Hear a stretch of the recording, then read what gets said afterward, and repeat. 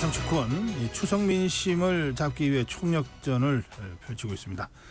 추석 연휴 이후의 민심이 어디로 향할지 오늘 추석 민심 토론에서 분석해 보겠습니다. 두 분 모셨습니다. 국민의힘 신지호 전략기획부총장 나오셨습니다. 네, 안녕하세요.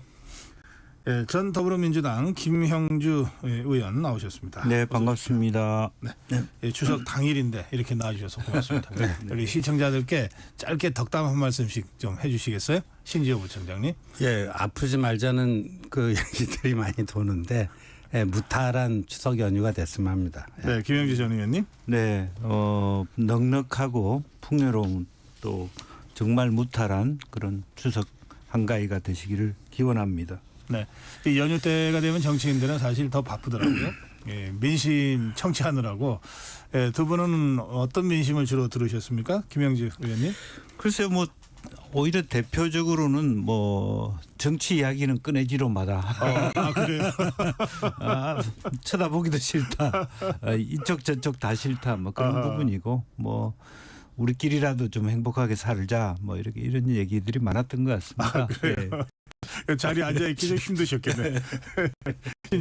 좀 비슷합니다. 요새 그냥 뭐 여야 또 열광적 지지자분들도 계시지만 평범한 이제 생활인들 입장에서 보면은 정치가 별로 우리한테 도움이 안 된다 하는 뭐 그런 그 여론이 좀 압도적인 것 같습니다. 예. 네. 근데 예전에는 이제 추석 밥상머리 민심 뭐 또는 설 민심 이런 거를 굉장히 중요하게 봤는데 요즘 이 SNS 시대, 미디어 정치 시대라 뭐 전국이 실시간으로 모든 팩트들을 다 체크하고 있어서 예전 같지 않다 이런 얘기도 있던데요. 이제 명절 민심이 그 정치에 미치는 영향력은 갈수록 줄어드는 것 같아요. 지금 말씀해 주신 것처럼 네. 이제 이 온라인으로 뭐 실시간 다 정보가 공유되고 요새 뭐 고령층 이 분들도 실시간으로 다 뭐 유튜브도 보시고 뭐 하시기 때문에 이전에는 이제 추석 그 민족 대이동 그 이런 게 몰랐던 정부의 교류라는 측면에서 이제 주목했던 것 같아요. 뭐 예를 들어서 지방에 계신 분들은 서울에서 온 자녀들이 들려주는 서울의 정치 정보라든가 뭐 이런 거였는데 요즘은 그렇지가 않잖아요. 네. 실시간으로 다 접하기 때문에 아니, 또 요즘은 바쁜 직장인 자녀들이 네. 시골에 가서 부모님 만나 뵙고 정치 공부 받고 온대요. 예, 거꾸로 뭐 그런 현상도 생기고 뭐 또 해외들 많이 나가시니까 예. 옛날만큼은 아닌 것 같습니다. 예. 예, 그런가 하면 또 이 추석 명절에 가정폭력이 한 20-30% 증가한다는 이 조사도 있어요. 네. 뭐 이렇게 평소에 자주 만났던 사이면 모르겠는데 그냥 1년에 한 몇 번 보는 사이인데 갑자기 뭐 정치 얘기하다가 뿔뚝 하는 분들도 계시는 것 같더라고요. 뭐 두 가지겠죠. 정치 얘기하다 싸우는, 그다음에 종교 얘기하다 싸우거나, 종교 얘기하다가 싸웁니까? 아니면 이제 결과적으로는 좀 있는 집 집안에는 재산 다툼, 대체로 그런 부분이 있는데 네. 뭐 싸울 겨를도 요즘에는 없는 것 같습니다. 만날 겨를도 없고 다 각각 뭐 해외 나가시고 뭐 각자 이렇게 부모님 모시고 일정을 따로 해서 만나더라고요, 요즘엔. 그렇군요. 예. 뭐 아무리 오랜만에 만나긴 하지만 다 어떤 생각들을 하는지는 다 짐작들 하실 테니까 가족들끼리니까. 네. 예, 정말 무탈하게 예, 연휴 마무리 잘 하시기 바랍니다. 자, 이제 두 분과 본격적으로 정치 현안 좀 짚어보겠습니다. 이 추석 앞두고 각종 여론조사들이 쏟아져 나왔는데요. 윤석열 정부 출범 이후 윤석열 대통령의 지지율이 뭐 최저치를 기록했다. 또 동반 하락하고 있다. 한동훈 대표의 지지율도 많이 떨어졌다. 국민의힘 지지율도 떨어졌다. 전체적으로 이런 하향 곡선을 그리고 있다는 보도들이 나오고 있습니다. 리얼미터가 지난 9일에서 13일 전국 18세 이상 유권자 2,500명을 대상으로 조사한 결과인데 윤석열 대통령 국정수행 긍정평가 27%. 자세한 내용은 중앙선거여론조사 심의위원회 홈페이지를 참조하시고요. 자, 이런 추세가 있습니다. 어떻게 네. 보십니까, 신지호 의원님? 예, 이건 뭐 굉장한 그 위기로 봐야 될 것 같습니다. 예, 그러니까 이 지지율에 일희일비하지 않겠다. 뭐 이런 얘기는 늘 할 수가 있는데 지금은 그렇게 좀 한가롭게 이게 논평할 수 있는 상황이 좀 아닌 것 같습니다. 지금 방금 전에 소개시켜 주신 리얼미터도 그렇고 지난주 금요일에 발표된 한국갤럽 조사도 이제 최저치가 나왔는데 공통적으로 보면 이 의료 개혁이 그 전에는 이 긍정 평가 요인의 첫 번째 요인으로 뽑혔어요. 긍정 평가의 첫 번째 요인으로 꼽혔는데 지금은 이게 부정 평가의 첫 번째 요인으로 됐거든요. 그러니까 그게 유리했던 지형이 굉장히 불리해져 버렸다. 근데 더군다나 보수층 TK 70대 이상 여기가 지금 이탈하고 있다라는 건 뭐냐. 아까도 우리가 무탈한 추석 연휴 되십시오 하는데 70대 이상 그 고령층들이 가장 걱정하는 게 내 아팠을 때 병원에 좀 편히 가는 그런 것들을 원하는데 요즘 거기에 대한 이제 사회적 신뢰가 좀 저하되다 보니까 이런 현상들이 나타나는 게 아닌가 일단 그렇게 보고 있습니다. 예, 김영주 의원님. 예. 지금 대통령 지지율은 사실은 보통 일반적으로는 우하향이라고 하는 정권 이제 3년 4년차 되면서 자연스럽게 레임덕이 오는 그것이 모든 정권의 대표적인 어떤 경향이었는데 윤 대통령의 경우에는 사실은 L자형이라는 데 문제가 있는 것 같습니다. 일정 정도 L자. 예, 이렇게 해서 쭉 일정 정도 벌써 이제 2년을 넘어서면서 한 20%대에서 꼼짝없이 쭉 옆으로 횡보하는 그러니까 사실은 떨어졌다고 말하기 어려운 근데 실제적으로 보면 2자가 1자가 됐을 때는 굉장히 훨씬 더 어려워질 것이다. 당내에서도. 그리고 지금 현재 문제는 소위 그람시가 얘기하는 공위기에 있는 거 아닌가. 그러니까 실제적으로 대통령 지지율은 낮다고 치지만 그걸 받아먹을 수 있는 과거에 이제 이명박 대통령 때는 차별화될 수 있는 박근혜 후보라는 분이 있어서 이어갈 수는 있지만 네. 한동훈 대표가 당내에서 그만한 안정세로 이어가기는 어려운 아직은 이제 그렇기 때문에 상당히 이 제일 핵심적으로는 PK, TK가 지지율에 힘이 되지 못하고 있다. 가장 큰 원인은 따라서 근본적인 베이스가 흔들리고 있다는 것에 문제가 심각하다 그렇게 보여집니다. 지금 이제 진단 두 분 다 좀 심각하다라고 또 이대로 계속되면은 더 심각해질 수 있다고는 일단 진단하셨어요. 그런데 조금 전에 김영주 의원 말씀하신 대목이요. 이게 대통령 지지율은 떨어져도 뭐 집권당 지지율이 유지가 된다거나 또는 차기 대권 주자 지지율이 좀 유지된다거나 하면 그래도 이게 반전 가능성이 있는데 동반 하락해버리면은 이게 백약이 무효다 이런 취지의 말씀이신데 그 점은 어떻게 보십니까? 그러니까 이제 대통령 지지율과 당 지지율이 그 동조화되는 커플링이냐 아니면 이제 따로따로 노는 디커플링이냐. 근데 디커플링이 안 된다라는데 디커플링이 안 되는 게 그런 문제인가? 그러면 대통령 지지율은 떨어지는데 당 지지율이 올라가는 게 그나마 나은 것인지. 그럼 당정이 따로 놀 수밖에 없거든요. 예. 대통령 지지율 내려가는데 당 지지율은 높아진다. 이런 현상들이 과거에 저는 제가 알기로는 없었어요. 제가 알기로는 없었고요. 그거는 조금 착시 현상이 있어서 그런 거지 일시적으로 그런 현상이 나타날 수 있지만 요 집권 중반기에 당정 지지율이 디커플링 돼갖고 완전히 따로따로 움직인다는 건 이거는 정권이 거의 해체됐다는 그런 신호가 되거든요. 아까 김영주 의원 말씀하신 이명박 대통령 박근혜 대표 사례는 어떻습니까? 그 사례하고는 조금 안 맞죠. 왜냐하면 박근혜 당시 그 박근혜 의원이었죠. 이명박 대통령 시절에. 근데 맨 마지막에 가서 이제 이명박 대통령 말기에 가서 비상정권을 받는 비대위원장이 됐었고 그 전에 당 대표들이란 게 되게 친이 계열이 맡아서 했기 때문에 그때 당정 지지율은 함께 갔습니다. 함께 갔는데 지금 우리가 이제 이 윤석열 정부 들어와서 지지율 관련해 갖고 눈여겨봐야 될 현상이요. 역대 민주당 정부도 마찬가지인데 대통령 지지율과 당 지지율을 비교해 보면요. 대체적으로 대통령 지지율이 한 5% 평균 5% 정도는 높았어요. 당 지지율보다도. 근데 그게 그럴 수밖에 없는 게 대통령 지지율은 국정 운영에 대한 찬반을 묻잖아요.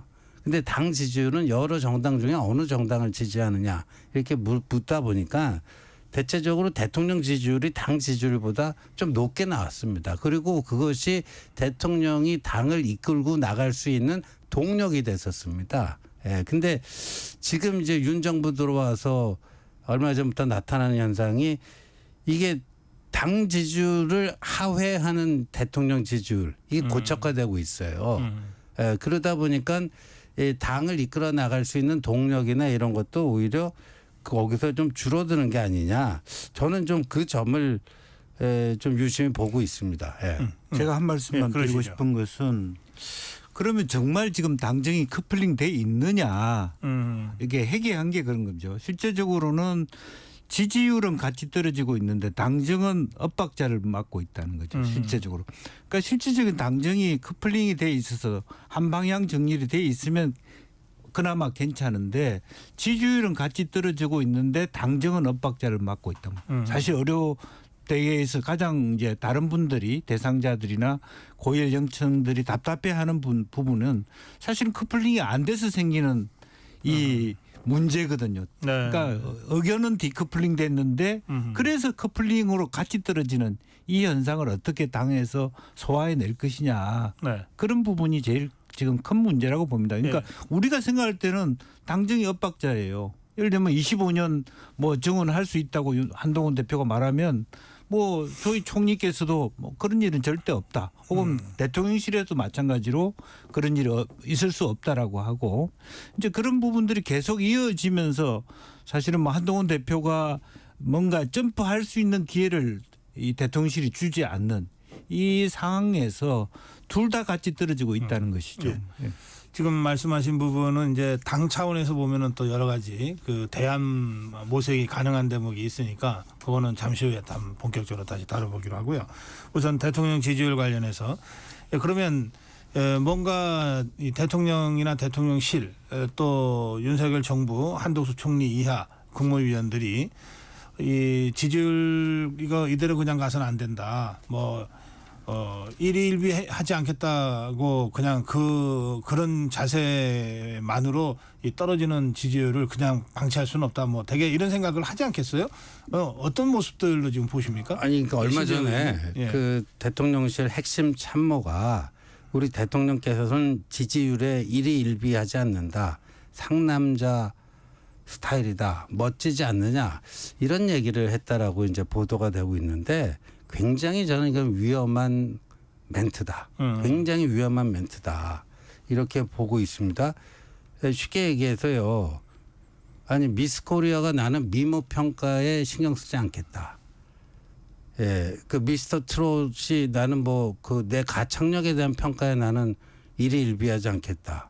스포츠맨이 자기 체력 평가 어떻게 되든 뭐 신경 쓰지 않겠다. 똑같은 거거든요. 그래서 이렇게 얘기를 한다는 게 그리고 거기다가 더 멋있어 보이지 않느냐 이런 얘기는 굉장히 위험한 전 얘기라고 봅니다.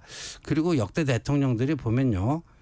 이 집권 중후반기에 이제 뭐 역사와의 대화 뭐 이런 식의 어떤 컨셉으로들 많이 이제 본인이 하고 있는 일의 중요성, 절박성 이런 것들을 어필을 하는데 이게 이제 조금 위험 신호라고들 많이 읽습니다. 그러니까 국민과의 대화가 아니고 대통령이 자꾸만 역사와의 대화를 한다.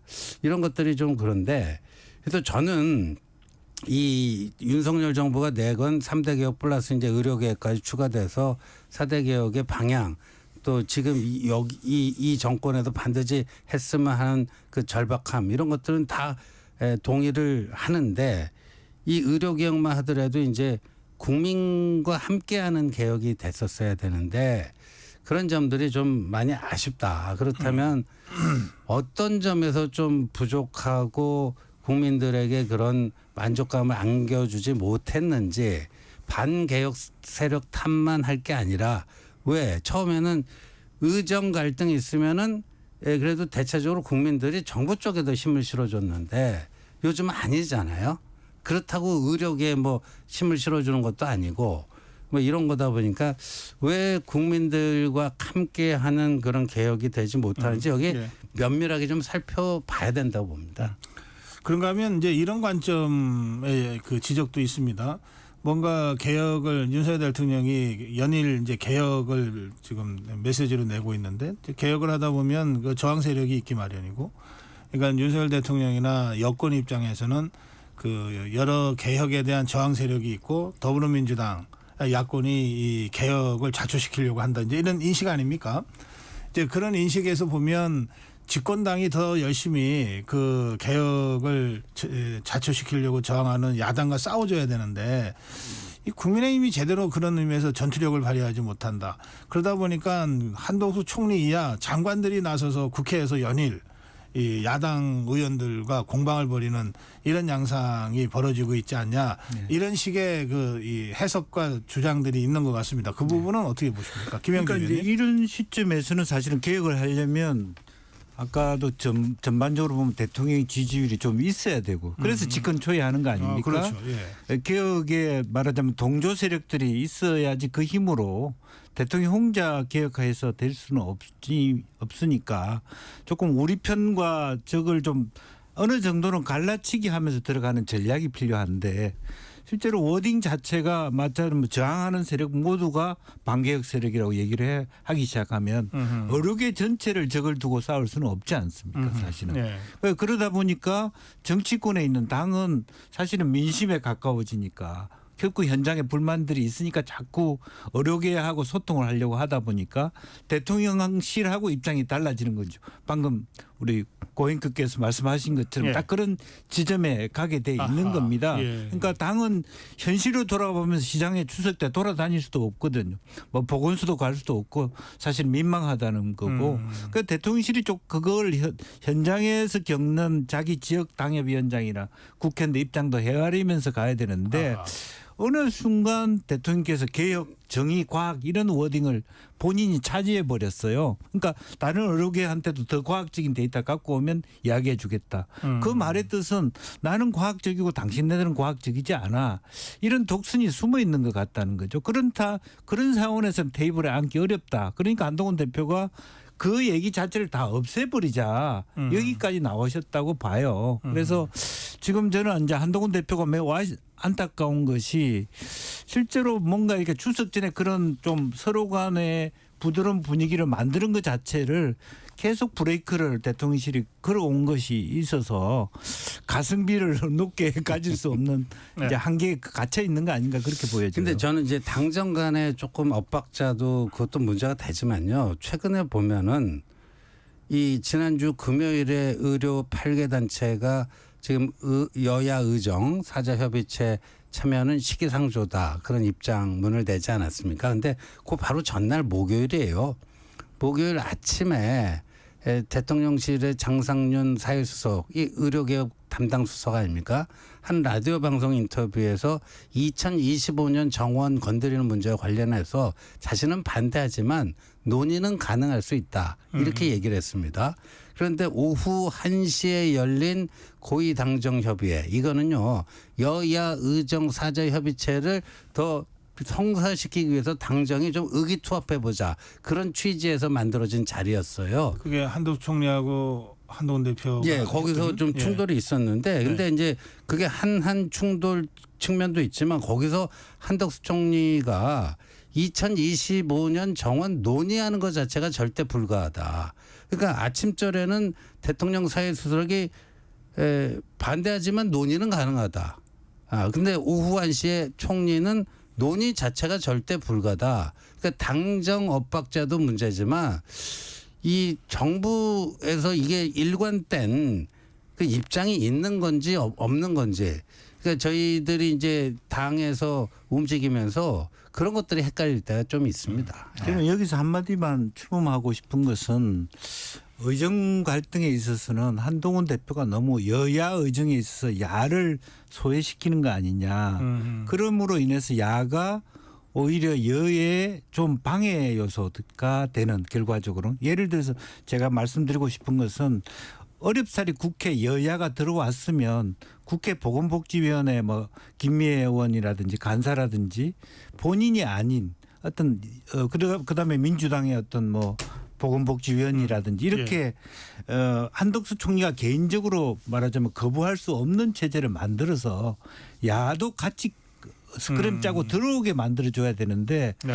저를 믿으라 계속 한동훈 대표 개인기처럼 이 문제를 끌고 가는 것에 대해서 야당은 브레이크를 걸 수밖에 또 없다는 아하. 것입니다. 그래서 제가 느낀 점은 2013년 철도 파업 때는 사실은 국토위 산하의 소위를 만들어서 철도 산업 소위에서 결과를 도출해냈거든요. 네. 이제 그런 것처럼 여야 의정이라면 여야가 함께 할 수 있는 그야말로 여야 커플링을 제도화해서 그걸 가지고 한덕수 총리를 만나든지 복지부 장관을 부르든지 네. 이 대목은 그런 어떻게 부분이 생각하세요? 있어야 되는데 개인 플레이다 이런 야당의 소외감이 있다 이런 거죠. 아, 네. 그렇게 뭐 보이는 측면도 있는데 예를 들어서요. 이제 이 의정 갈등이 당정 갈등으로 뭐 번졌다. 그 얘기 나온 게 한동훈 대표가 8월 25일 그 일요일 날 열린 고위 당정 회의에서 한덕수 총리와 복지부 장관에게 2026년 의대 정원 늘리는 건 좀 유예하자. 뭐 이랬는데 바로 이제 대통령실에서 부정적 반응이 나오다가 이제 최근에 봉합은 됐습니다. 제로 베이스에서 논의는 가능하다. 근데 그게 한동훈 대표 개인의 의견이 아닙니다. 인용한 최고위원도 그 안 말고는 지금 의료계와 다시 대화를 재개할 수 있는 방법이 없다라는 게 현실 인식입니다. 그러니까 당내에서는 이제 그런 논의가 되고 있고 그때 당정협의회 지난주 목요일에 열린 당정협의회도 이제 교육이 뭐 보건복지 간사들 다 참여해서 같이 아니 했습니다. 근데 지금 우리 김영주 의원 포인트는 근데 여와 야가 같이 하면 그러면 뭔가 당 혼자서 정을 상대하는 것보다는 좀 낫지 않냐. 예. 근데 왜 야를 조금 이 따돌림하는 것 같은 그 상황이 그러니까 만들어지냐. 전략적으로 입장이 달라지면 예. 야가 없어 여가 되면 그래 말하자면 여여 갈등처럼 말하자면 당정 갈등처럼 보일 수 있지 않느냐. 저는 오히려 그건 뭐- 그게 잘 예. 활용하기에 따라서는 그러니까 국회 전체와 대통령실의 대립으로 하면서 한동훈 대표가 더 괜히 힘을 그 받을 대통령과 수도. 갈등 관계라는 것을 피해갈 수도 있지 않느냐. 왜 그런 부분에 대해서는 신경을 안 쓰냐 하는 거죠. 좋은 의미에서. 뭐 일리 있는 말씀이고 저희가 네, 참조를 해야 될 것 같습니다. 아, 그래요. 예. 지금 우리 일부 한 2분 30초 정도 남았는데요. 김건희 여사가 이제 활동이 재개가 이제 본격적으로 되는 것 같고 또 제2부속실도 곧 뭐 이제 운영이 된다고 하는데 이 김건희 여사에 대한 그 특검법 공세는 더 거칠어질 것 같거든요. 네. 그런 상황에서 이제 김건희 여사의 활동 재개가 또는 정상적인 활동이 윤석열 대통령, 윤석열 정부의 지지율에 어떤 영향을 줄까라고 하는 대목에 대해서 두 분 의견을 좀 듣고 싶습니다. 신지어. 근데 홍준표 대구시장이 지난번 전당대회 그 전부터 총선 이후부터 이제 한동훈 대표에 대해서 뭐 매우 비판적이고 윤석열 대통령을 옹호하는 그런 입장이었는데 이 김건희 여사가 최근에 이제 본격적으로 공개 활동을 재개하는 거에 대해서는 지금은 아닌 것 같다. 지금은 나설 때가 아닌 것 같다. 그러니까 홍준표 시장마저도 좀 그런 얘기를 하는데 야당의 이제 김건희 여사 특검법 그 공세가 엄청난데 그거는 또 여론의 향방하고도 서로 밀접하게 맞물려 있는 거 아니겠습니까? 근데 제가 봐도 지금 이 시점에 김건희 여사가 지난번에 뭐 마포대교 가고 또 추석 연휴에 장애아동 그 복지시설에 가서 이렇게 하는 것들이 그 여론을 좀 부정적인 여론을 좀 누그러뜨리는 그런 효과보다는 좀 새로운 뭐라 그럴까요?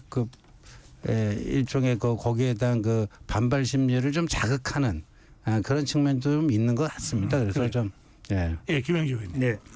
우선 뭐 저는 실제적으로 보면 특검법에 대해서 그렇게 우려할 부분은 아니라고 봅니다. 야당이 하더라도 현실적으로 단독 통과는 하더라도 이게 실제적인 어떤 힘을 발휘하기는 어렵다.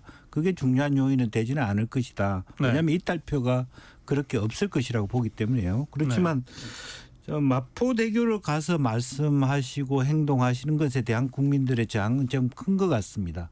그게 왜냐하면 예컨대 장애 아동을 만나는 것은 영부인 활동 같습니다. 그 주한 외교 사절의 부인들을 만나는 거든지 이거는 영부인이 할 수 있는 거지만 마포대교 간 건 행안부 장관이 해야 될 일을 하는 거 아니냐. 이제 그런 부분에 있어서 조금 이게 비서실에서 제2부속실이 있더라도 조금 구분할 수 있는 능력이 되느냐. 제어가 안 되는 게 문제다 그런 겁니다. 예, 일단 여기까지 하겠습니다. 예, 국민의힘 신지호 전략기획부총장 그리고 더불어민주당 김영주 전 의원 두 분과 함께 추석 민심 토론 함께하고 있습니다.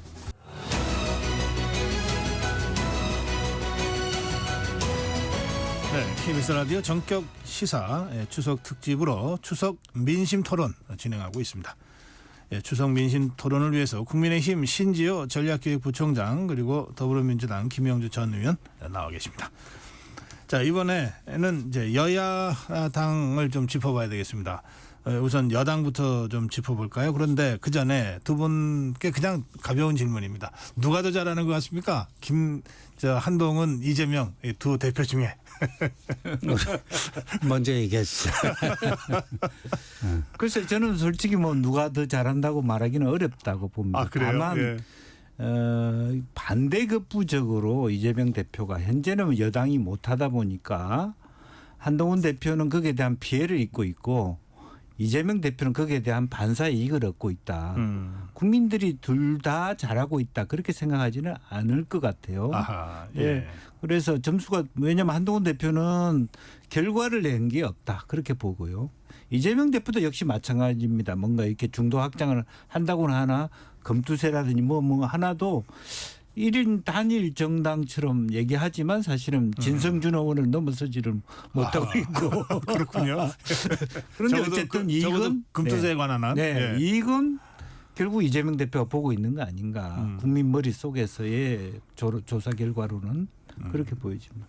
예, 신지호 의원. 저는 지금 이 시점에서 판단하기보다는 10월 16일에 이제 재보궐선거가 있잖아요. 예. 그러니까 재보궐선거 결과가 뭐 두 양당 대표의 중간 성적표 정도가 되지 않을까 그런 생각하고 있습니다. 근데 뭐 이번 국회의원 재보궐도 아니고 그런데 그렇게 의미를 부여할 수 있을까요? 아니 그럼 어느 선거에 주목하세요? 지금 기초자치단체 네 군데하고 예. 또 이제 서울시 교육감인데 서울시 교육감 선거는 이제 정당에 개입할 수가 없는 선거지만 또 암암리에 또 그 영향을 주고받지 않을 수가 없는 네. 이런 거고 과거에 뭐 강서구청장 보궐선거 하나가 우리 전국을 얼마나 뒤흔들어 놨습니까? 아, 그래서 뭐 어떤 결과가 나오는가에 따라서 상당한 파급 효과가 있을 수 있다고 생각합니다. 알겠습니다. 예, 조금 더 지켜봐야 되겠네요. 그러면 자 이제 국민의힘 한동훈 대표를 좀 분석해 보겠습니다. 아까 커플링, 디커플링 말씀을 쭉 하셨는데 그 한국갤럽 조사에서는 국민의힘이 좀 많이 하락한 것이 확인이 됩니다. 지난 10일, 12일 조사 이거 중앙여론조사 심의위원회 홈페이지에 들어가시면 확인할 수가 있는데요. 예, 그리고 이 갤럽 조사였던가요? 그 이재명, 한동훈 또 이재명, 오세훈 조사한 거요? 이것도 갤럽 조사였던 것 같은데. 그건 갤럽 조사 아니고 다른 조사를 알고 있습니다. 다른 조사였습니까? 한국갤럽에서는 그냥 뭐 누구를 예시하지 않고 지지하는 차기 지도자로 누구냐 이렇게 주관식으로 내는 걸로 써라 알고 이렇게 돼 있는 거죠. 그래요. 어쨌든 전체적인 여론조사 흐름들은 다들 알고 계시니까 네. 예, 한번 정리 좀 해주시죠. 예, 저는- 신지호 의원님. 예, 한동훈 대표가 당 대표 취임 이후에 차기 대권 관련된 지지율이 내려가고 있다. 하락 추세. 그 뭐 이제 데이터로 나오고 있으니까요. 그 원인에 대해서는 저는 이렇게 봅니다. 그러니까 당 대표 되기 전까지는 본인의 어떤 비전, 공약, 그 이미지로 좀 그 지지율을 움직일 수가 있었던 반면에 당 대표가 되고 나서는 실적으로 움직여야 되는데 아까 뭐 우리 김영주 전 의원이 뼈아픈 지적을 해 주셨지만 아직까지 이렇다 할 실적이 나오지 않고 있습니다. 아직까지 이렇게 안 나오고 있고 그다음에 저는 당정이 동반 하락할 수밖에 없는 게 이게 그거 똑같아요. 실적이 좀 부족하다. 그러니까 뭔가 그래도 보수 정당이 과거에는 유능하다는 그 평가는 받았는데 지금 뭐 의료개혁 관련해서도 그렇고요. 이게 유능한 모습을 보여주지 못하고 있다. 좀 유능해서 뭔가 실적을 내고 일을 성사시켜야지 저 사람들은 그래도 좀 뭐 일 좀 하네. 그러면서 안정감을 느끼면서 지지율 관리가 좀 될 수가 있는데 그 점에서 지금 당정이 좀 부족한 게 분명하고 한동훈 대표의 그 개인 지지율 하락도 그것과 저는 가장 큰 연관이 있다라고 생각합니다. 그러면 어떤 대안을 갖고 있습니까? 우리 저 신조 의원이 전략기획부총장 맡고 계시잖아요. 그러니까 이런 거 전략 대안 짜는 거가 주 업무 아니신가요? 저는 지금요 당정이 차별화할 때가 아니라고 봐요. 당정이 차별화하면 다 망하죠. 다 망하는 거고요. 그 당정이 유기적인 협력을 통해서 국민들이 그래도 고개를 끄덕일 수 있을 만한 실적을 내놓는 거라고 봐요. 실적을 내야 돼. 네, 실적. 그러니까 의료개혁 관련해서도 여야 의정 협의체를 빨리 띄우고 그걸 통해서 뭔가 그러니까 정부가 원하는 만큼의 그 목표치보다는 조금 하회할지는 모르더라도요. 그 실적을 내야 됩니다. 근데 지금 7개월째 공전하고 있잖아요. 이게. 당정이 한 몸이 돼서 뭐가 됐든 실적을 내는 방식으로 해야 이 상황을 극복할 수 있다. 네, 저는 그렇게 신조 의원 봅니다. 말씀이었습니다. 예, 김영주 의원. 네. 그러니까 그런 실적을 내기 위해서는 제가 생각할 때는 김경수 지사 복권 때 반대하지 않았어야 되고요. 최상병 제3안이 있을 수 있다는 말을 안 했어야 된다. 저는 그렇게 생각해요. 네. 그러니까 본인은 60% 이상의 득표를 했다 하지만 나머지 30%가 여전히 한동훈을 지지하지 않고 멈춰 있는 상황. 그런 것들이 어려운 문제가 오면서 고착화되고 있거든요. 네. 그러니까 그러다 보니까 사실은 결과를 내야 될 때 한 몸으로 당내에서도 받쳐주지도 못하는 상태에 접어들어 버렸다. 네. 근데 이제 김경수 지사는 아무것도 아니지만 실제로 그 말 한마디 때문에 최소한 박근혜, 이명박 이 두 전직 대통령이 자기가 사랑하는 충북들의 사면 복권에 대해서 한동훈 장관이 비토하는 것 같은 심정을 느꼈을 거라고 봅니다. 네. 단순히 김경수가 반성 안 했기 때문에 복권 안 된다. 그 말이 맞아요. 그러나 그 외에 본인이 손해보는 게 엄청나게 컸다. 그렇게 보여집니다. 최상병 특검도 겨우겨우 빠져나왔어요. 이제 사실은 본인이 이제 결국 안 되는 것으로 갔어요. 그거 결국 또 안 되는 거 아닙니까? 성과가 없는 거 아닙니까? 끝까지 3안을 냈다 그러면 모르지만 3안도 안 내고 구태하는 결과를 낳았다고. 그리고 그 자체가 여전히 안검으로 남아 있습니다. 이렇게 남아 있다 보니까 실제적으로 속도를 내기가 어렵다. 그런 면에서 여전히 어르신들이나 당 안팎에서 보기에는 아직 어리다. 이런 그 기준을 스스로가 낙인받게 되었다. 그게 가장 큰 문제라고 보이죠. 예. 근데 저 진단에는 전혀 동의하기 좀 힘든 게 그렇다면은 당정이 완전히 한 몸처럼 일체화돼야 되느냐. 그렇다면은 윤석열 대통령이 사실상 피그라고 다른 주자를 뭐 심지어 주저앉혔다. 뭐 이런 얘기까지 나오는 김기현 체제에서 그럼 당이 제대로 굴러갔느냐. 이게 역으로 안 물을 수가 없는 거죠.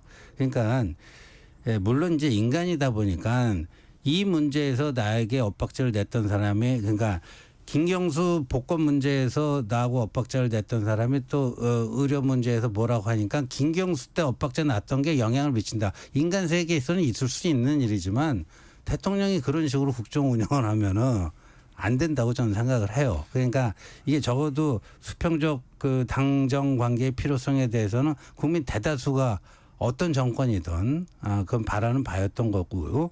그래서 저는 그 목소리는 목소리대로 내야 되는데 그것 때문에 지금 의료개혁에서 당정 엇박자가 난다? 이러면요. 이건 집권세로 거의 끝나는 거라고 봐요. 그 정도로 옹졸하고 협량한 그런 걸 가지고 국정 운영을 한다? 이걸 스스로 인정하는 꼴이기 때문에 저는 그 진단에는 조금 동의하기 힘듭니다. 제가 반론을 한다면 두 가지가 아무것도 아닌 것처럼 보이지만 김경수 복권의 문제는 대통령 고유 권한에 대한 의견을 제시했다. 당에서. 네. 뭐 여러 가지 우리 쪽에 이 사람도 더 해 주시오. 그거하고 또 내용이 다르다는 거고. 그렇죠. 예. 최상병 특검은 대통령에 대한 존립의 문제에 대해서 과감하게 결국에는 특검 보내겠다라는 거 아니냐. 한동훈 대표가 대통령 특검하겠다는 거 아니냐. 라는 어떤 위기의식을 경직성을 갖게 해줬다는 것이죠. 예. 예. 지금 그 짧게 팩트 정리만 좀 하고 갈게요. 그 제3자 추천 최상병 특검법은 아까 이제 사실상 포기한 것이라고 아까 말씀하셨는데 그런 겁니까? 아니요, 포기한 적 없고요. 네. 그런데 지금 이제 현실적으로 여건이 안 되니까 이제 추진 동력을 확보를 못 하고 있는 거죠. 근데 입장이 바뀐 건 없고, 근데 이렇게 한번 생각해 봤으면 좋겠어요. 공수처가 이제 수사 결과를 조만간 낼 거라고 봐요. 예. 근데 어떤 수사 결과를 낼 것인가. 아시다시피 공수처는 이 사건 관련해서 수사 외압 관련해 갖고 수사권은 있지만 기소권이 없습니다. 그러니까 검찰에 송치를 해야 돼요. 수사 외압 사건과 관련해서 공수처가 검찰에 어떤 의견으로 송치를 할 것인지 저희들이 봤을 때는요. 뭔가 하나 기소 의견으로 송치를 할 겁니다. 하나가 될지 두 개가 될지 한두 건에 대해서는 기소 의견으로 송치를 할 텐데 그런데 이제 검찰에서 그거를 공수처의 의견과 동일하게 처리를 할지 아닐지 뭐 이런 거고요. 네. 그래서 그 공수처 수사 결과가 발표되고 나면요. 이 공수처 수사 결과가 과연 이게 제대로 된 것인가 하는 근본적인 의문이 국민의힘 알겠습니다. 내에서 일어날 거라고 봐요. 예, 그 제3자 추천 특검안이라고 하는 한동훈 대표의 주장은 아직 완전히 접은 것은 아니다. 그 공수처 수사 결과 이후에 어떻게 상황이 전개될지는 좀 지켜보자. 이런 취지의 말씀이십니다. 자, 그건 그렇고요. 그 이제 아까 지지율 얘기를 하다가 잠깐 나온 얘기입니다만, 그래서 그 사실 몇 달 전만 해도 거의 그 한동훈 독주 체제라고 표현해도 될 정도의 분위기였어요. 그러니까 국민의힘은 한동훈 독주 체제, 더불어민주당은 이재명 일극 체제, 뭐 네. 이런 식으로 네. 이제 됐는데 최근 들어서 그 국민의힘 쪽에서는 오세훈 시장 얘기도 좀 많이 나오는 것 같고요. 또 그런가 하면 뭐 일각이긴 하지만 김문수 대망론 얘기도 나오고 뭐 그런 상황입니다. 이런 그 상황에 대해서는 우리 신재호 의원 좀 한동훈 독주 체제라는 게 이제 구체적으로 뭘 얘기하는지 모르겠는데 전당대 득표율이 이제 63%고 그때도 뭐 원희룡 후보, 나경원 후보 아주 그 극심한 그 견제가 있었고요. 그리고 그 이후에도 한동훈 대표가 지지율은 63%였지만 의원들 숫자에서는 아직도 이른바 친 한동훈의 우호적인 의원들보다는 좀 거리를 두려는 이른바 친윤으로 분류되는 의원들이 더 다수인 거는 현실 아닙니까? 그게 바뀐 게 없고 그런 제약 조건 하에서 그러니까 이게 이 여당 대표는 맞는데 이런 역대 최악의 역대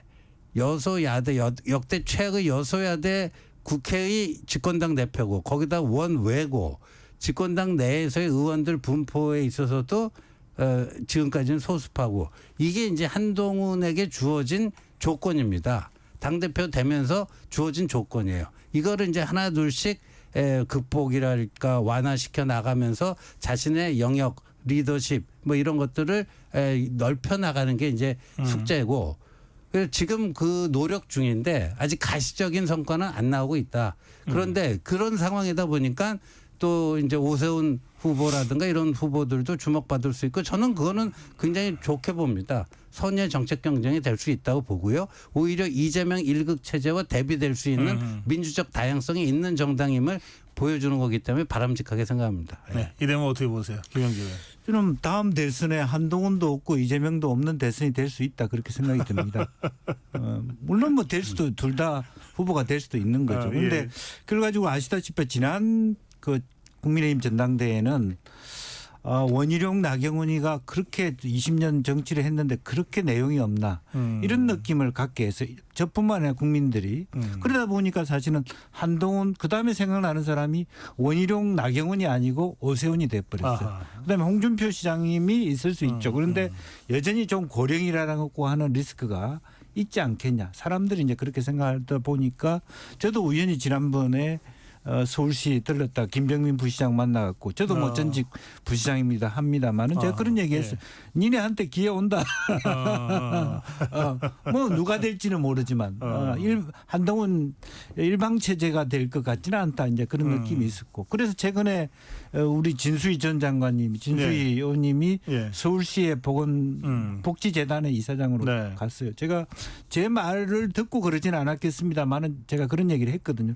가장 성공한 시장이 보니까 이명박이더라. 이명박 시장 때 자기보다 훨씬 훌륭한 분들을 서울연구원장, 복지재단 이런 데 두고 그분들을 보면서 국민들이 저 사람들이 이명박 시장이 대통령 됐을 때 장관하고 총리하신 분이다. 그런 느낌이 있다. 쫄개들 데리고 일하지 마라. 네, 그렇게 얘기를 했어요. 그러니까 그런 부분에 대한 역동성이 있다는 게 그렇게 나쁘다고만 생각은 안 듭니다. 예. 그래요. 자, 이번에는 더불어민주당 쪽 가보겠습니다. 또 더불어민주당만 아니라 뭐 야권 전체로 넓혀서 논의를 좀 해보겠습니다. 우리 김영재 의원께서 먼저 한번 쭉 정리해 주실까요? 예, 이미 제가 뭐 이재명도 없고 이런 얘기까지를 했습니다만 이재명 대표는 지금까지는 뭐 일극체제고 거의 뭐 압도적 지지를 80% 이상의 당의 지지를 얻어서 대표의 재임까지 성공하신 분입니다. 그다음에 최근 여론조사도 국민들이 굉장히 뭐 우리가 과연 그럴까 싶을 정도의 지지를 많이 해주고 있다. 그렇게 평가를 할 수 있는데 본인은 바로 100m 앞에 터널을 두고 있어요. 사법 리스크. 10월에 재판 결과가 실제로 보면 이제 뭐 어떻게 나올지는 모르지만 똘끼 있는 판사가 있으면 법정 구속도 될 수 있는 상황이다. 저는 그렇게 봅니다. 그러니까 유무죄를 다투는 것이 아니라 유죄의 형량이 얼마나 나올 것인가를 다투는 것이 현실이 증명하는 이재명 대표고 그 이후에 말하자면 2년 이내에 다가오는 대선 내에 과연 살아서 후보가 될 수 있을지 없을지를 고민하는 시점이다.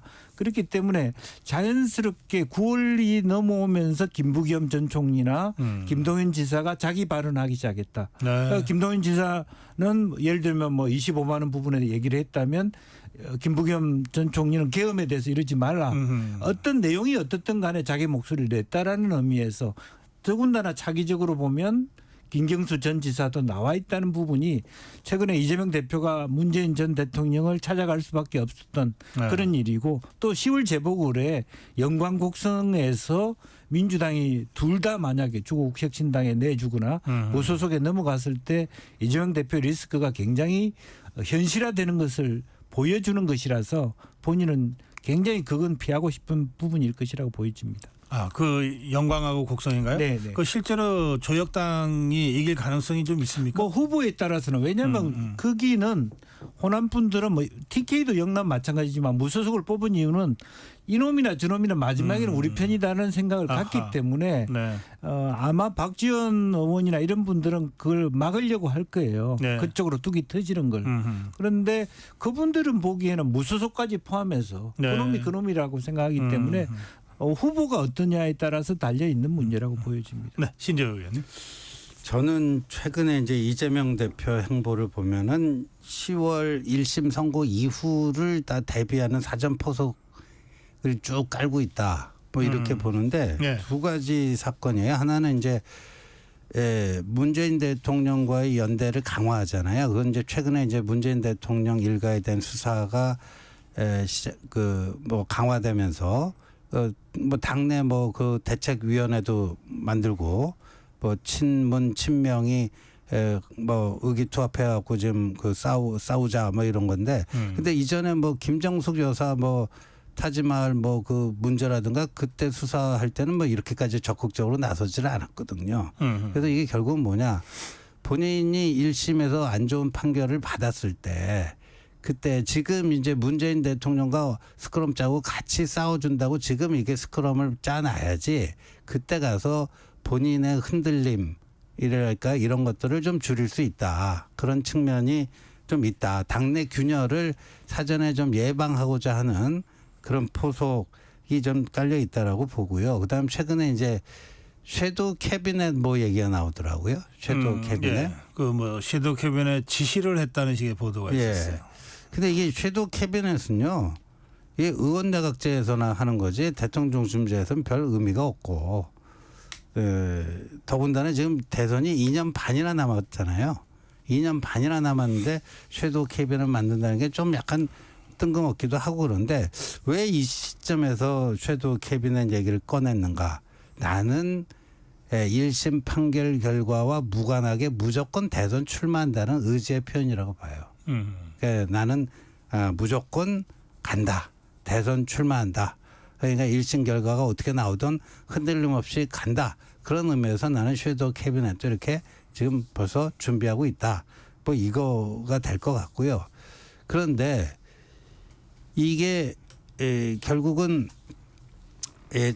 자기 대선 이제 2027년 3월 10일입니까? 3월 9일이 뭐 하여간 차기 대선이요. 네. 그때까지 기다리기엔 너무 길잖아요. 그다음에 사법 리스크가 어떻게 될지 모르고 선거법 같은 경우에는 대법원 확정 판결이 그 전에 나올 가능성이 대단히 높고 그렇게 되다 보니까 나는 차기 대선 무조건 가는데 그 대선이 2027년 3월 대선이 아니라 조기 대선이었으면 좋겠다. 뭐 그런 두 가지 포석이 깔려 있다고 봅니다. 지금 우리 신재호 의원 말씀하신 저 대목이요. 그러니까 윤석열 대통령 탄핵 준비 연대라고 하는 게 12명의 야권 국회의원들로 구성이 됐잖아요. 그런가 하면 지금 뭐 시내에 붙여져 있는 플래카드 중에는 윤석열 대통령 올해 안에 탄핵하자. 아예 딱 올해 안에라고 딱 시점까지 규정한 플래카드들도 있습니다. 네. 그래서 2027년 3월이 아니라 어쨌든 최대한 당겨서 해야 사법 리스크가 현실화되기 전에 뭐 대통령 도전이라도 해볼 수 있지 않냐는 식의 구도를 갖고 있다라고 지금 신재호 의원이 분석한 얘기가 상당한 또 현실적 설득력으로 다가오는데 그 점 어떻게 보십니까? 뭐 저도 느끼기에 그렇게 시야가 좁아져 있고요. 어떻게 보면 조갑정이 있는 거죠. 그러니까 이제 서서히 9월 10월 넘어오면서 물론 조국 혁신당이 먼저 속도를 내는 감은 있습니다만은 네. 저도 이렇게 방송국에 오면서 이렇게 보니까 현수막이 벌써 조국 혁신당은 뭐 탄핵이라는 단어를 아예 그냥 올렸더라고요. 그전에는 그나마도 그 단어를 은연중에 암시를 했지만 공식적으로 입에 내지는 않았습니다. 정치권이. 그렇죠. 예. 시민사회에서 그렇게 강성들이 했는데 서서히 그런 걸 강화하는 것은 어쨌든 내가 잡혀 들어가기 전에 빨리 윤 대통령을 끌어내려야 되겠다는 심리적인 네. 부분. 그리고 현실성이 있든 없든 그런 문제에 있어서 계엄 문제. 저분은 지지율이 더 떨어지면 계엄도 논의할 만한 사람이다. 이렇게 근데 심리적으로 하고 있는 것이다. 그렇게 봐야 될 것 같습니다.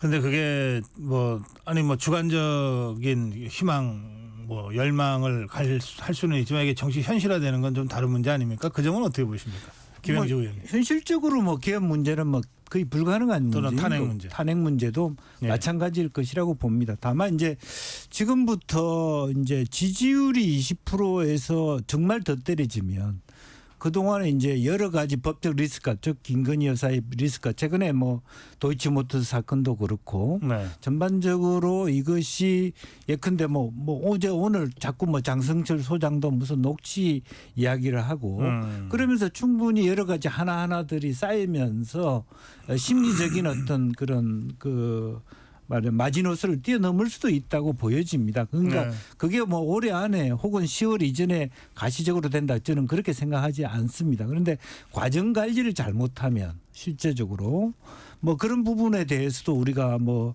미리 절대 이런 일은 없다 이렇게 얘기하기는 상당히 어렵다. 이거는 왜냐하면 심리적인 부분이 있기 때문에 예. 그것이 법적인 고리와 연결될 수 있는 지점도 있지 않겠냐.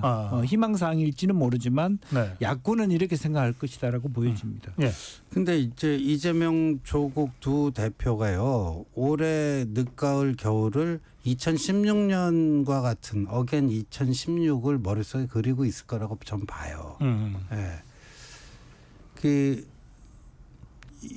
10월 뭐 이제 중하순경으로 예상이 되는데 이재명 대표 1심 판결 나면은 거기에 대한 불복 뭐 저항 뭐 이런 것들이 움직임이 나는데 이렇게 그 커다란 대중적 물결을 일으키기 위해서는 단순히 뭐 이재명 1심 뭐 위증교사 공직선거법 뭐 이런 거 재판 불복 투쟁 이렇게 갖고는 대중적 동력이 안 생기거든요. 그러니까 지금 계속해서 뭐 김건희 여사 뭐 특검, 뭐 최상병 특검 공세 뭐 이렇게 하는 게 그때 그 대중 집회의 세를 확산시키기 위한 이제 여러 가지 불쏘시개가 있어야 되니까 한 자락씩 깔아두는 거라고 좀 보고요.